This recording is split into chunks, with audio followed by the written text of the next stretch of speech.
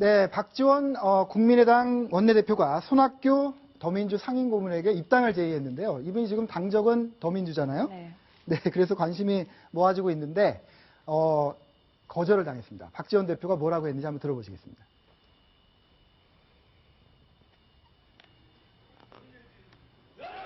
네, 배수관 기자. 예. 안철수 대표가 있잖아요, 지금. 그렇습니다. 국민의당의 대권주자. 예. 근데 왜 손학규 전 고문을 굳이 데려오려고 하는 건가요? 글쎄요. 박지원 원내대표는 지난달에 이런 얘기를 했습니다. 나라고 대선 후보가 되지 말은 법이 있냐. 네. 아마 본인이 대선 후보가 안 된다는 걸 알았는지 아니면 어떤 내용인지 모르겠습니다만 네. 일단 그 파이를 키운다는 생각을 하셨을 겁니다. 네. 하고 지금 뭐 많은 대선 후보들이 많이 있으면 당에서는 상당히 경선 흥행이라든가 여러 가지 장점이 있기 때문에 하지만 손학규 대표 같은 경우 상임 고문 같은 경우에는 소위부답할 수밖에 없습니다. 왜냐하면 네. 지금 안철수 대표가 있는 국민의당에 물론 뭐 가서 해도 되겠지만 더불어민주당이 지금 훨씬 더 크거든요. 당 일당입니다. 네. 남아서 문재인 전 대표와 겨루는 것도 그게 본인한테 더 나을 수 있다고 판단할 수 있기 때문에. 네, 네.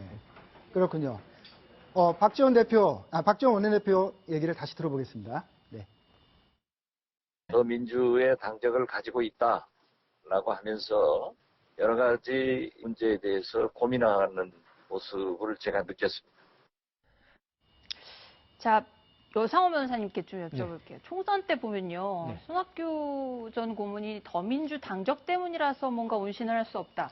근데 김종인 대표가 당시에 총선 도와달라 그렇게 얘기를 했는데 은퇴한 사람이라 나는 안 된다고 했었던 분인데 당적 때문이다? 김종인 대표가 들으면 되게 서운할 수 있어요. 당적 문제라면 네. 이미 그 총선 때 더불어민주당 지원 유세했어야죠. 네. 그때 지원 유세 안 한 분이 지금 와서 박지원 원내대표 얘기할 때 당적 때문이나 그런 거는 사실 논리적으로 서로 맞닿지 않는 거죠. 네. 근데 지금 손학규 대표로서는요, 전 고문으로서는 네.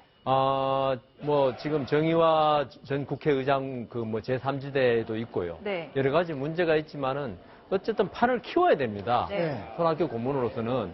그리고 있죠.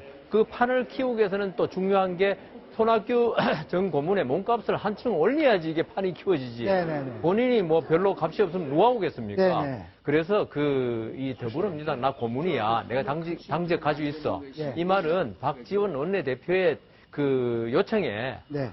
이렇게 지금 즉답을 회피하기 위한 수단이지 네. 지금 그 더불어민주당의 어떤 당적을 가지고 있는 걸 가지고 크게 생각한다. 네. 나는 더불어민주당과 뼈를 묻겠다. 네. 이 취지는 아닌 것 같습니다. 네. 자기 몸값 올리는 거 아니냐 이런 추측을 많이 하고 있습니다. 네, 네.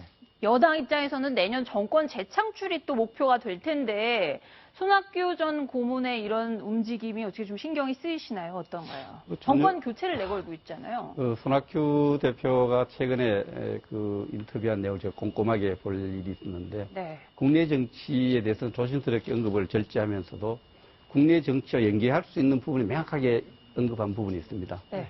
현 정부의 대북 정책에 대해서 강도롭게 명확하게 비판을 합니다.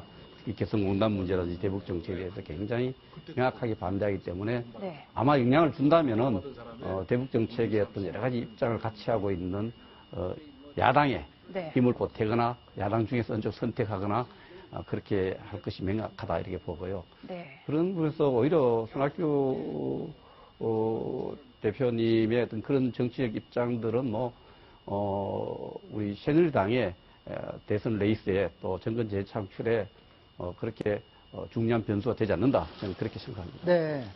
어쨌든 한껏 몸값이 올라가신 이분 손학규 전 고문을 저희 심기선 대기자가 직접 강진에 내려가서 만나고 왔습니다. 같이 보시겠습니다. 전체적으로 남북관계 파탄에 이르게 한 거는 박근혜 정부의 피할 수 없는 책입니다. 특히 북한 정권을 교체하겠다. 레짐 체인지를 분명한 의지를 갖고 얘기를 했단 말이에요.